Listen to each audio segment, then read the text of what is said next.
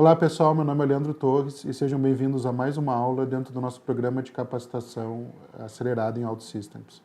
Hoje vamos falar um pouquinho sobre entidades locais, né? Aquelas entidades que são criadas para armazenar informações localmente nos nossos dispositivos mobile. Tá?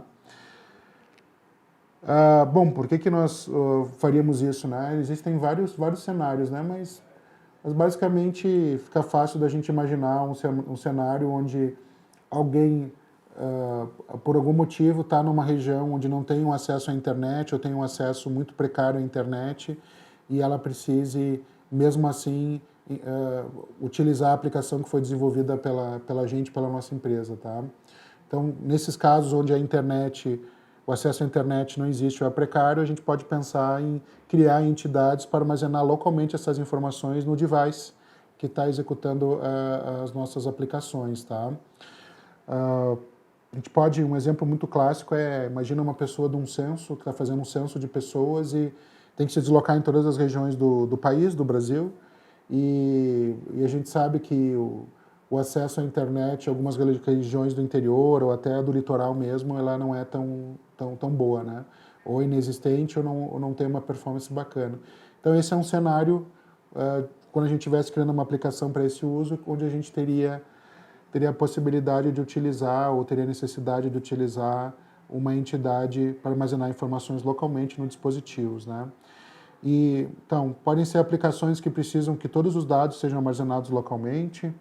Pode ser uma situação onde a performance de acesso à internet não é muito boa e eu preciso fazer um cache temporário das informações no nosso dispositivo. Ou mesmo a gente queira alguma funcionalidade offline, só parte da funcionalidade da nossa aplicação tem que ser offline. Então, alguns dos dados da nossa aplicação é que deveriam estar armazenados localmente, não todos, tá? Bom, para fazer isso, a gente cria as nossas entidades, chamadas Local Storage Entities. Os dados ficam persistentes nos dispositivos, né, na parte interna de armazenamento dos nossos dispositivos, tá? Os dados ficam ali armazenados, tá bom? E elas têm uma estrutura similar às nossas entidades comuns. Então, nós criamos as entidades locais, definimos as colunas dessa nossa tabela, né, através de atributos.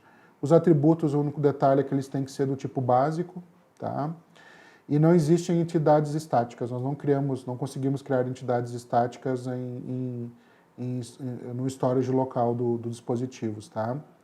Para fazer a criação de uma entidade do tipo local, basta a gente ir na nossa aba ou na nossa layer data, tem ali o folder entities, aí nós temos mais um folder aqui chamado local storage, clicar com o botão na direita e a primeira opção é Add Entity, tá? Automaticamente, assim como acontece com uma entidade que não é local, vai ser criado um atributo para receber o ID, né? E a gente pode alterar esse atributo da forma que a gente quiser, como por exemplo, para criar uma relação one-to-one, a gente pode mudar esse ID de long integer para o nome do ID daquela tabela que nós estamos fazendo a relação one-to-one. Nós fizemos esse exemplo quando nós criamos a foto dos nossos vinhos, né? A nossa tabela Wine Photos, o ID não é long integer, na verdade o ID é o ID do nosso vinho, tá? Então a gente cria uma relação one-to-one aí. Então é até bacana fazê-lo com essas informações que ficam armazenadas localmente, tá? Depois tem um exemplo um pouquinho mais para frente. Nós adicionamos quantos atributos nós quisermos, lembrando que eles têm que ser do tipo básico, tá? E a outra forma que nós temos para criar era a segunda opção que estava aparecendo aqui, ó, vou voltar aqui um pouquinho, é a segunda opção quando nós clicamos com o botão na direita em cima do nosso folder local storage, é Add Entity from Database, tá? Ao fazê-lo isso, é criada uma caixa de diálogo onde a gente seleciona a tabela que nós queremos usar como base para a criação dessa entidade local e também a gente consegue selecionar os campos, quais são os campos que nós queremos que essa nossa tabela local tenha, né, campos espelho àquela entidade que nós estamos copiando as informações, tá? E o Service Studio automaticamente cria essa entidade local para a gente, tá? Então, é bem bacana, é um acelerador super bom para a gente fazer isso. E também garante que a gente não vai esquecer nenhum atributo, né, na hora de criar essa entidade local, tá bom? Quando a gente cria uma entidade local, é criado as nossas ações de CRUD, que nós chamamos de Create, Retrieve, Update e Delete. Tá? Mas além disso é criado mais duas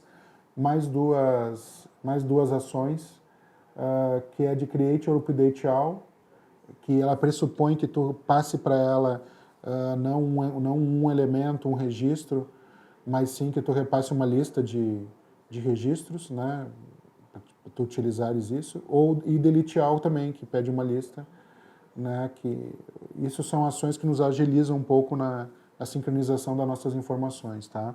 Então as nossas entidades criadas localmente, para serem armazenadas localmente nos dispositivos, além das nossas 4 ações padrões, elas têm mais 2, que é Create or Update All e Delete All, tá? É bem interessante. E a gente pode consumir as aplicações normalmente em Client Actions, tá? A gente pode fazer uma comparação, né, aqui com alguns fatores, né? Como se comporta o armazenamento uma base de dados no servidor e como se comporta as nossas informações do ponto de vista aqui de disponibilidade, né, das informações no nosso dispositivo local, tá? Então, quando está no server, a informação, a gente tem que ter uma conexão de internet e ela só é acessível online, né? Meio que óbvio isso.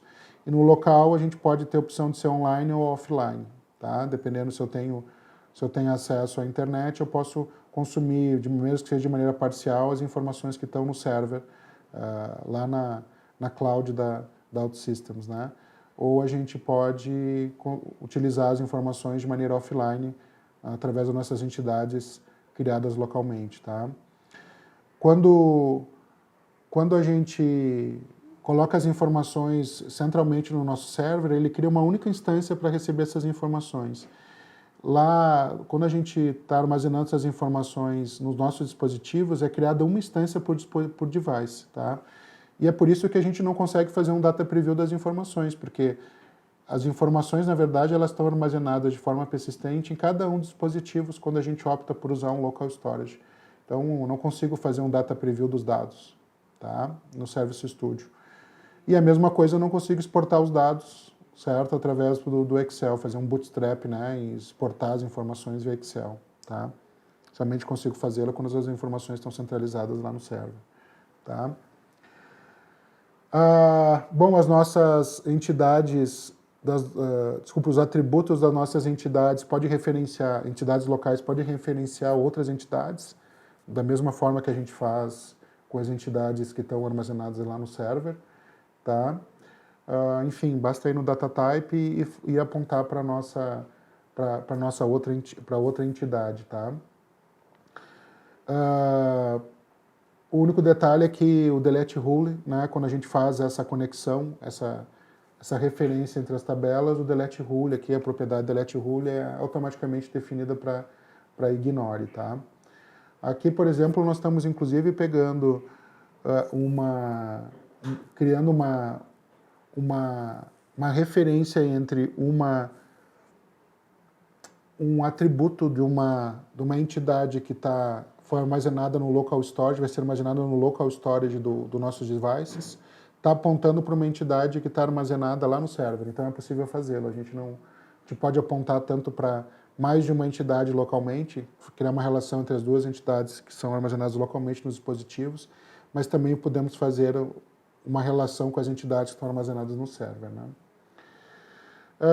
Bom, meio que óbvio também, pessoal, a melhor prática aqui é evitar a gente colocar, como as informações ficam armazenadas localmente nos nossos dispositivos, é interessante a gente evitar armazenar informações que são sensitivas lá, né? Até porque os dispositivos, né, mobile podem ser perdidos, né, danificados ou roubados, perdidos. E é interessante também, até por essa questão de segurança, mas também de performance, a gente deixar uma quantidade mínima de informações para serem acessíveis via offline. Então, por exemplo, quando a gente vamos usar o nosso exemplo de wine aqui também. Vamos supor que a gente tenha o nome do vinho, como nós temos ano, uva, tipo do vinho, se é tinto ou branco, descrição, avaliações, a gente pode ter uma série de informações, até bastante informações sobre um vinho. mas será que todas essas informações, é pertinente a gente deixar todas essas informações armazenadas localmente no dispositivo? E a segunda pergunta, quando a gente pensa no dispositivo, é necessário ter todas essas informações lá no nosso dispositivo, tá? Então, é interessante, então, a gente pensar sempre numa arquitetura da nossa aplicação, onde a gente deixa o mínimo de informações possíveis acessíveis de forma offline, tá? Então, aqui está um exemplo, né, para nós, no nosso database lá no server, a gente tem 3 tabelas, uma tabela project, status, uma estática, né, e uma tabela task, todas elas referenciadas entre si. E lá no Local Storage a gente criou uma entidade, uma tabela chamada Local Task, que tem apenas algumas dessas informações que estão disponíveis nessas 3 tabelas, tá? Então, ela tem apenas um subset das informações que estão espalhadas nessas 3 tabelas, só aquelas informações que são mais pertinentes, tá? Se acessar e se armazenar, tá? Ou seja, utilize somente aqueles atributos ou crie somente os atributos que você realmente precisa, tá? E deixe lá só os recordes que são necessários, tá? Bom, como é que a gente faz para consumir essas informações que estão armazenadas no storage local do nosso dispositivo, tá? É através de um aggregate, tá? Né? Só lembrando, o aggregate é aquele elemento visual que a gente utiliza para buscar informações da nossa base de dados, tá? É possível criar local storage aggregates, assim como é possível criar aggregates, é bem fácil, né? Basta a gente apontar o nosso aggregate para uma tabela local, e aí nós vamos estar criando um local storage aggregate, né? E nós podemos adicionar sources, ou seja, qual vai ser a origem das nossas queries, quais são as tabelas que vão originar as nossas informações. Podemos criar filtros e podemos também fazer um sorting dessas informações, igualzinho como nós fazemos num aggregate de uma entidade que está armazenada no server, tá? O único detalhe é que, como a gente não tem acesso às informações, porque elas estão armazenadas localmente em cada um dos dispositivos, a gente não consegue testar e também não consegue ter um preview das informações no nosso aggregate, tá? Um outro detalhe também, pessoal, quando a gente for adicionar os sources, ou seja, aquelas entidades que nós vamos executar a nossa query, o nosso aggregate, a gente só consegue adicionar entidades que são locais, tá? Faz sentido isso, né? A gente consegue pegar somente as informações que estão armazenadas localmente para só aquelas entidades que estão armazenadas localmente para trazer as informações para a gente, tá? Podemos adicionar múltiplos filtros, podemos utilizar operadores lógicos, podemos utilizar as funções que já são construídas nativamente na nossa plataforma, então tudo muito parecido, tá? Podemos utilizar o sort, podemos adicionar quantos sorts a gente quiser, lembrando que no caso do sort a gente é importante entender a ordem do sort, né? Então nesse exemplo que está aqui na tela, primeiro as informações vão ser sorteadas, né, de ordem ascendente pelo nome do nosso cliente, e depois que for feito isso, esse sorting pelo nome no formato ascendente, vai ser feito um sorting no formato descendente por e-mail, né? Então a ordem importa. Então, como no aggregate, tá? Nós podemos fazer cálculos dentro do nosso aggregate, nós podemos customizar cálculos dentro do nosso aggregate, então é criado um output da mesma forma que é criado no aggregate comum, né, normal, então é muito similar, tá? A gente consegue esconder colunas também, tudo muito parecido. Como é que a gente faz para criar finalmente um aggregate para nos trazer informações dessas entidades que estão armazenadas localmente no nosso device? Basta ir na nossa layer de interface, em uma página qualquer da nossa aplicação, aquela página que nós queremos ter essas informações disponíveis, clicar com o botão à direita e utilizar a opção Fetch Data from Local Storage, tá? Outra forma também é numa Client Action, a gente simplesmente usa o tool Aggregate, arrasta e aponta e cria esse aggregate, tá? E o nosso source das nossos widgets podem apontar para esses aggregates como a gente faz normalmente, tá? Então aqui é um exemplo onde a gente tem um widget que está trazendo uma lista de clientes, né? Só que a gente consegue ver que já é uma lista de clientes que estão armazenados localmente, tá? Inclusive, uma melhor prática quando a gente cria esses aggregates, pessoal, que são locais, é a gente colocar a palavra local no começo, tá? Então, essa é uma melhor prática bacana da gente seguir, tá? Os dados, eles são trazidos da mesma forma que são trazidos no aggregate, ou seja, a nossa página é iniciada, os aggregates que nós temos na nossa página começam a executar, passamos por todas as fases da página estando ready, depois a página quando é renderizada, certo? É executado um afterfetch e se há um afterfetch a ser executado, a página pode ser renderizada novamente. Então, os nossos aggregates todos são executados de forma paralela logo no começo da inicialização, né? Talvez seja interessante quando a gente fala desses queries nos nossos dispositivos mobile, seja interessante a gente mudar aquele parâmetro chamado fetch dos nossos aggregates de @start para on-demand. Com isso a gente evita que a gente consuma recursos, né, de processamento dos nossos dispositivos de maneira desnecessária. Voltando aqui ao exemplo que nós vimos na aula anterior, né, vamos supor que a gente traga primeiro, logo na inicialização da página, uma lista de contatos, certo? E aí isso é feito através da execução @start, ou seja, a inicialização da página do aggregate chamado getContacts. E aí, num segundo momento, caso a pessoa queira ver mais informações de um contato, como por exemplo a imagem de um contato, ao clicar num link ou num botão, aí sim é executado on demand o segundo aggregate, que é o getContactById, que vai nos trazer mais detalhes desse contato, tá? Então, é uma forma da gente economizar um pouco de recurso do nosso dispositivo, né? Também do nosso server. Aqui bem rapidinho, pessoal, lá no Service Studio, só mostrar isso onde é que está, né? Eu estou aqui na nossa aba Layer, e na nossa aba Layer a gente pode ver aqui que nós temos o folder Entities, e como é uma aplicação mobile, além do nosso folder Database aqui, a gente tem um segundo folder chamado Local Storage. Para adicionar, a gente tem duas opções, adicionar uma entidade aqui, ou a gente adiciona a entidade e ela é criada, vamos colocar aqui, teste 1, e ela é criada, como é criada uma entidade normal, já com um ID, um atributo chamado ID, do tipo long integer, tá? Ou a gente pode clicar com o botão da direita aqui em cima de Local Storage e optar em clicar na segunda opção, que é Add Entity from Database, certo? E aí ele me pergunta, bom, qual vai ser a entidade que eu quero ser a referência para a criação dessa nossa entidade local. Eu vou dizer, por exemplo, que é a nossa Wines, tem mais atributos lá, tá? Ele já marca automaticamente o ID da Wines, ou seja, quando ele criar a nossa entidade local, ele vai trazer o ID, e eu vou dizer que eu quero só o nome e o ano do nosso vinho e o produtor, por exemplo. Eu vou dar um add, e a gente criou aqui, ele já fez aqui da maneira correta, né, seguindo as melhores práticas. Ele botou o nome, a palavra local antes e depois o nome da nossa entidade local. Ele criou com todos aqueles atributos que nós pedimos, com nome, com ano, com avaliação. O Year ID está apontando para uma entidade que está armazenada no server, certo? Não há problema em fazer isso, a gente pode ter entidades locais apontando para entidades que estão no server. E o ID, pessoal, em vez de ser long inter, ele criou já do tipo Wines Identifiers.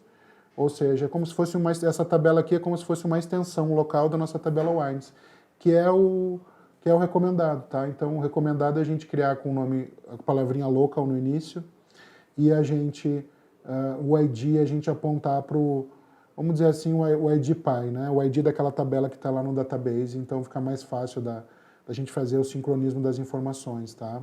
Como é que a gente consome isso numa página? A gente vai numa página qualquer, né, que a gente quer consumir essas informações, botando à direita. Em vez de criar um aggregate que vai fazer pesquisa de informações daquelas entidades que estão no server, a gente opta aqui pela quarta opção, que é Fetch Data from Local Storage. Tá? E é um aggregate normal, a gente vai lá na nossa layer de data e a gente arrasta alguma ou mais tabelas locais para cá, para a nossa área de trabalho. E já é criado um aggregate aqui, né? Ele cria já utilizando o nome da nossa tabela. Nós podemos adicionar filtros da mesma forma e fazer sorte. A única coisa que nós não podemos fazer, como já foi comentado, é testar e ter um preview das informações, até porque as informações elas estão armazenadas localmente em cada device, tá? Enfim, é isso, pessoal. Muito obrigado, tudo por hoje e até a próxima aula. Um abraço.